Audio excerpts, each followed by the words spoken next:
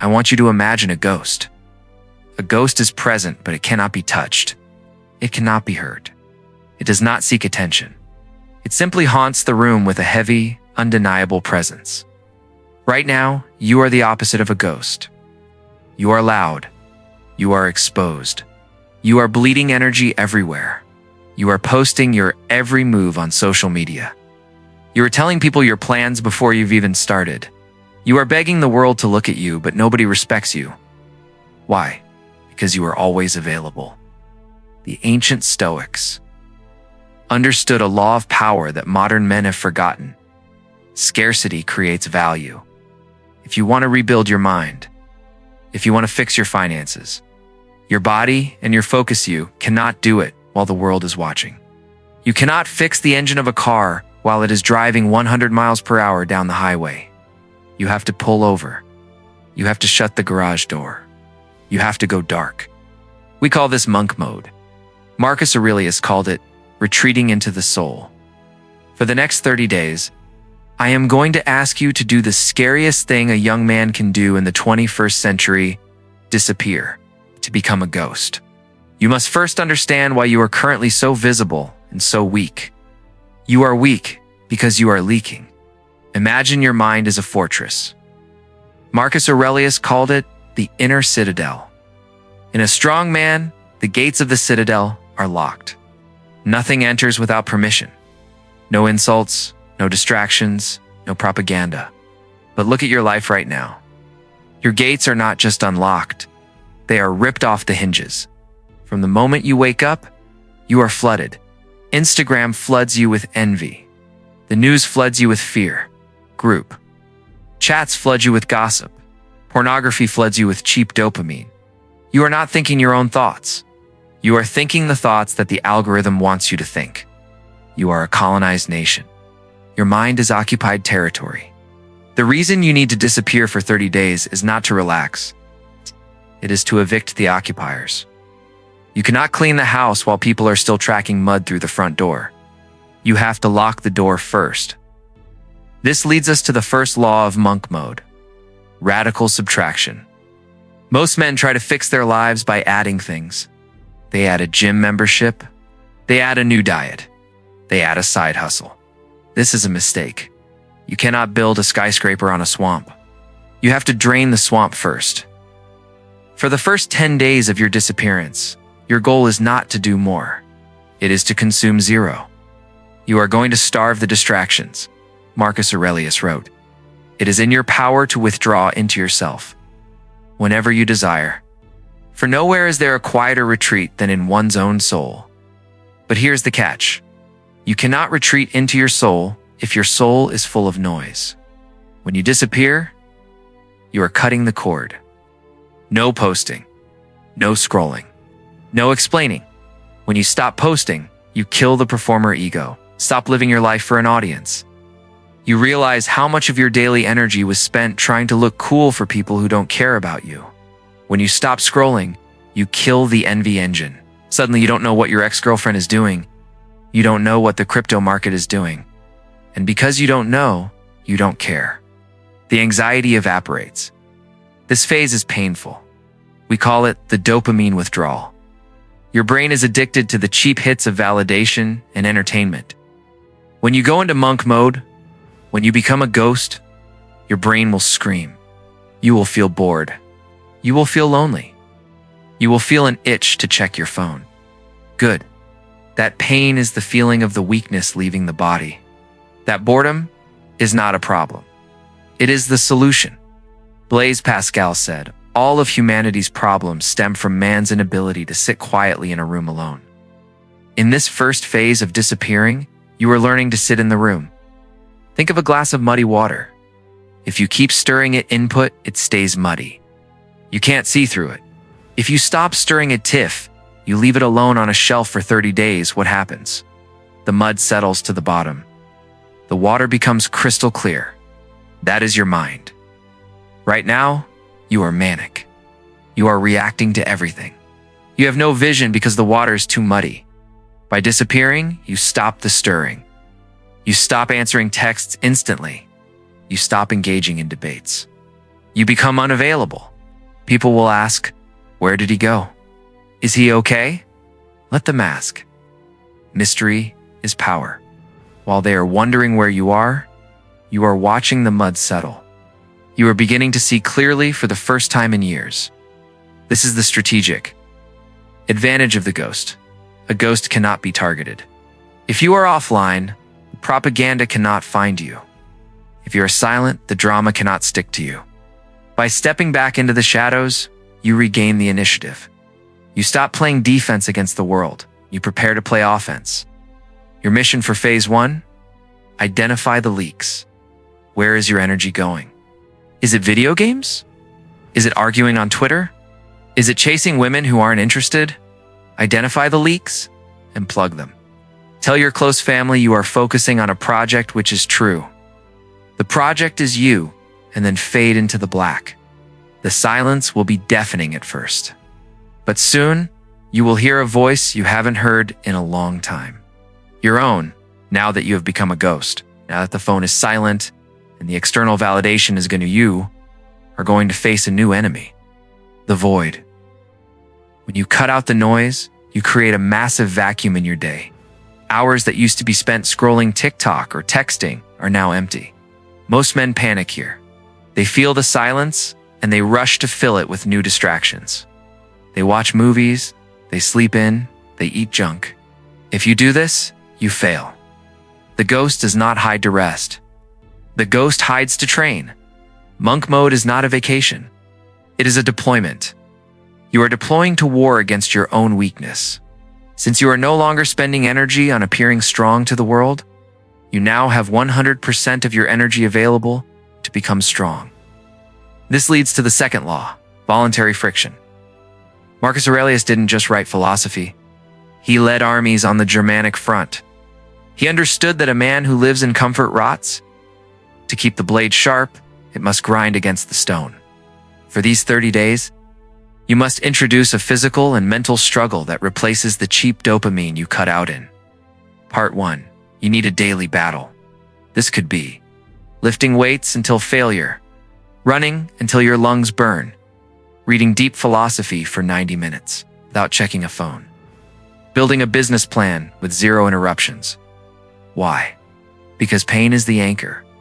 When you are disconnected from the world, Part 1, you can feel floaty and dissociated. Physical suffering grounds you. It reminds you that you are alive. When you are under a heavy barbell, you cannot worry about your ex-girlfriend. You cannot worry about the news. You are forced into the present moment.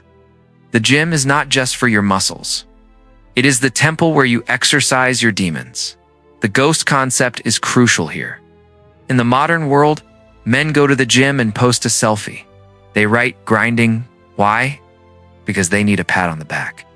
They need the world to say, good job. But you are a ghost. Ghosts don't take selfies. For 30 days, you will hit personal records and you will tell no one. You will read books and you will tell no one. You will make money and you will show no one. This is the ultimate test of the Stoic mindset. Can you work hard if no one is watching? If a tree falls in the forest and no one hears it, did it happen? Yes. If a man builds a beastly physique in the dark, is he strong? Yes. In fact, he is stronger. He is stronger because his validation comes from the mirror, not the likes. This phase transforms your relationship with boredom. Part 1, boredom was withdrawal. In Part 2, boredom is focus. Deep work, the ability to focus on one hard task for 4 hours, is a superpower. It is rare. While the rest of the world is fragmented, switching tabs every 12 seconds, you are in the forge hammering the same piece of steel for hours.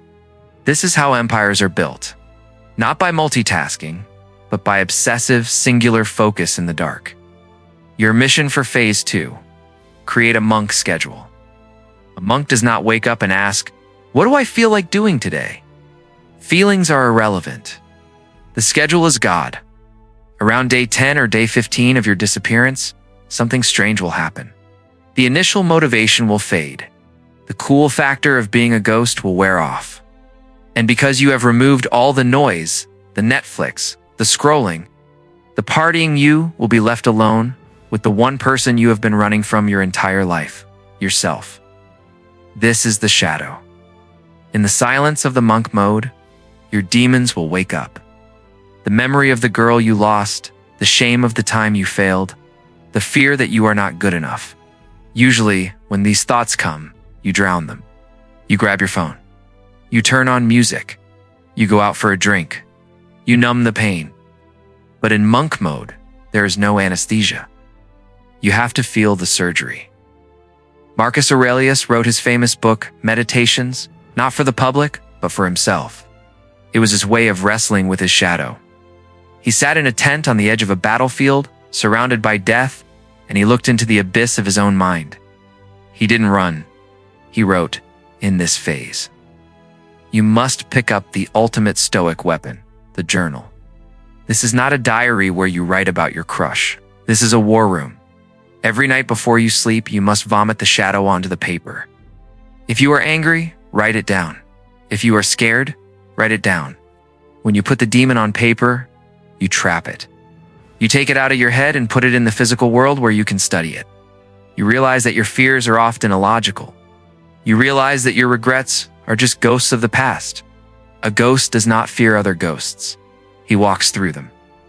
This brings us to the darkest and most powerful tool in the Stoic arsenal. Memento mori. Remember, you will die.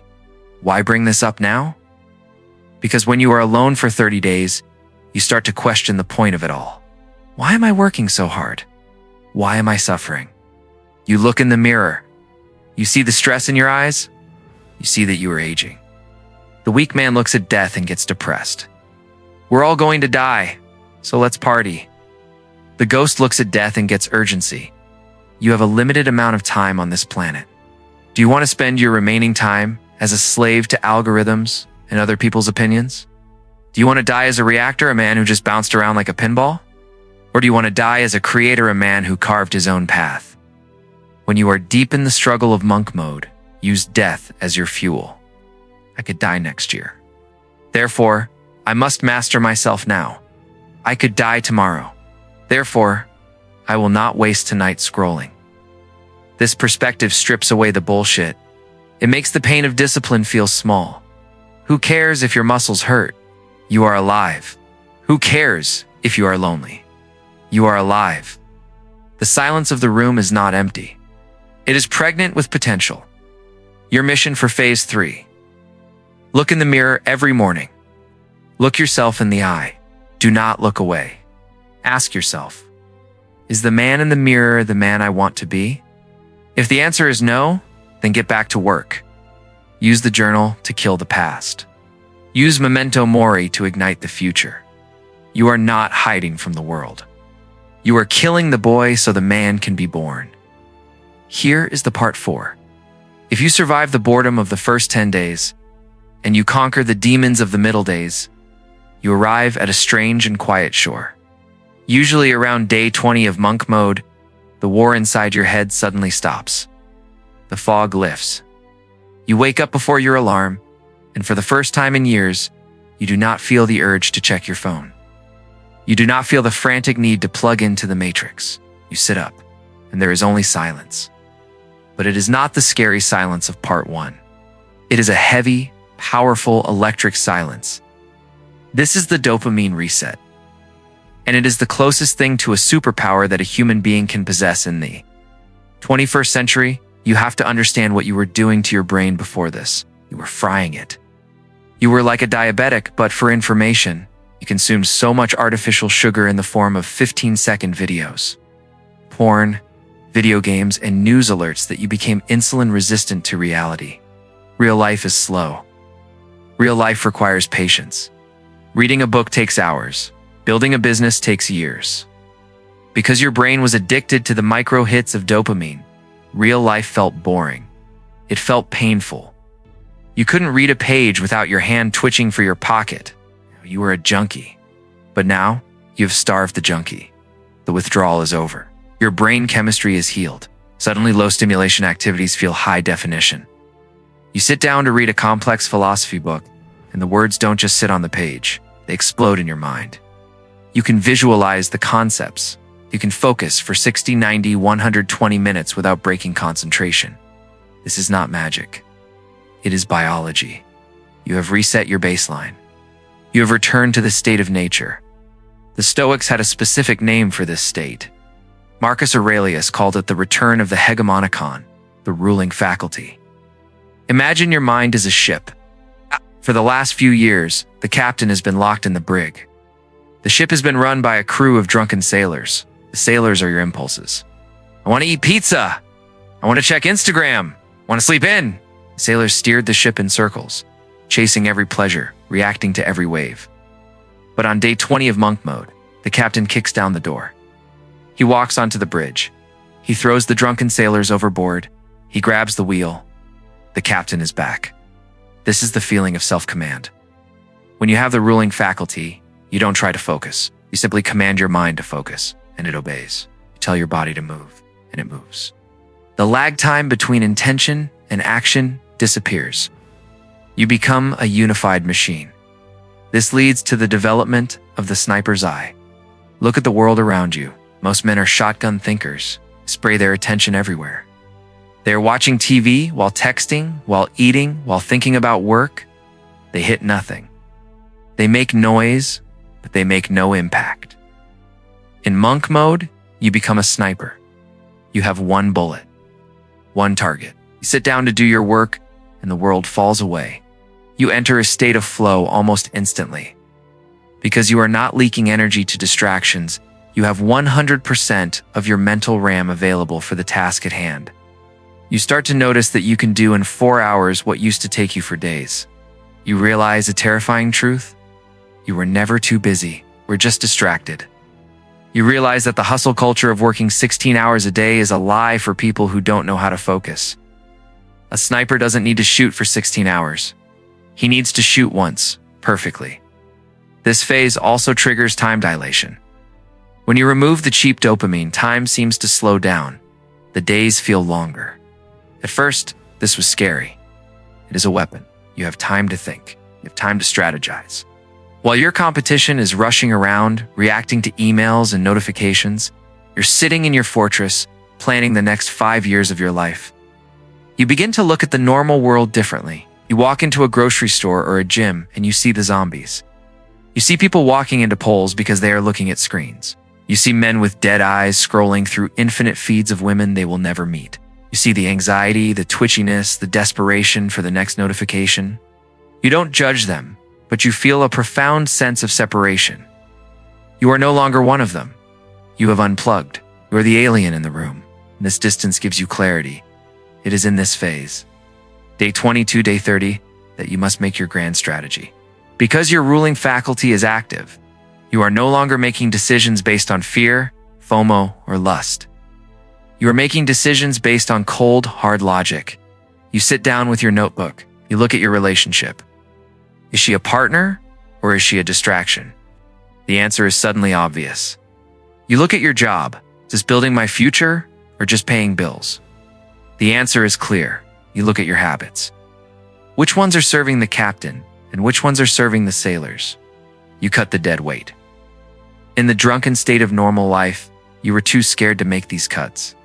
You were addicted to comfort. In the sober state of monk mode, you are ruthless. You become a minimalist of the soul. You realize that to build the life you want, you don't need to add more. You need to remove everything that isn't essential. Your mission for phase 4? Leverage the high definition. Do not waste this clarity on small tasks. Do not waste it on cleaning your room. Use this superpower for deep strategy. Audit your entire life. Write the plan for the next 12 months. You will never have this level of clarity when you are back in the noise. The window is open. The captain is at the wheel. Chart the course now before the storm returns. We have arrived at the final gate, day 30. Most men look at this day with excitement. They treat monk mode like a breath-holding contest. They think, I did it. I held my breath for 30 days. I can finally exhale. I can finally download Instagram again. Now, I can finally go back to playing video games. I can relax. If this is your mindset, you have failed. If you view monk mode as a temporary prison sentence and you are waiting to be released back into the freedom of your old habits, you have wasted your time. You didn't change. You just paused your addiction. This is called the rebound effect. It's why people who go on crash diets gain all the weight back in 2 weeks. They didn't change their identity. They just changed their behavior for a month. We are not here for a temporary fix. We are here for a permanent evolution. The purpose of disappearing for 30 days was not to take a break from your life. It was to kill the person who was living it.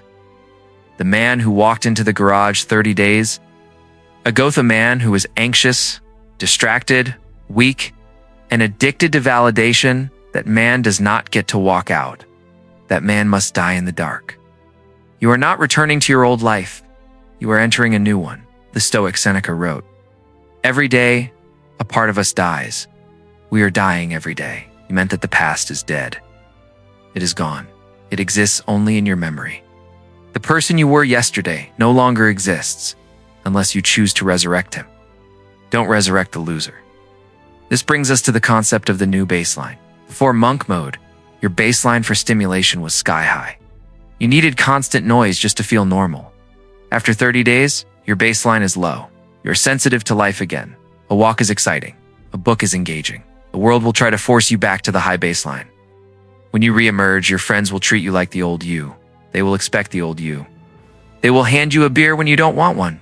They will try to gossip about people you don't care about. They will try to trigger your old insecurities because that's the dynamic they are used to. They are testing the ghost. They want to see if the transformation is real. You must look at them with the sniper's eye and realize they are talking to a ghost. They are talking to a man who isn't there anymore. You must set a new standard. I don't do that anymore. I don't watch that anymore. I don't eat that anymore. Do not explain. Do not apologize. Do not say, oh, I'm doing this challenge. No, you simply say, this is who I am now. King does not apologize for his standards. If a snake sheds its skin, leaves the dead skin on the ground, and slithers away, it never turns around and tries to crawl back into the dead skin. If it did, it would suffocate and die.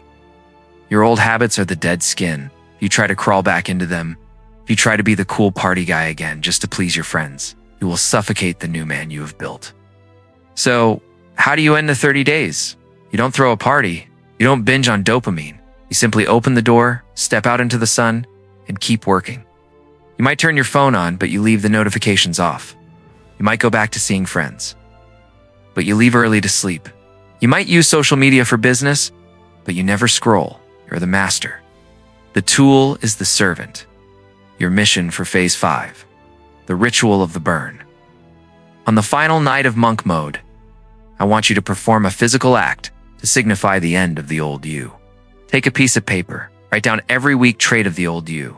Be brutal, lazy, anxious, addicted to porn, people pleaser. Coward, take that paper to a sink or a fire pit. Light it on fire. Watch it curl up. Watch it turn to ash.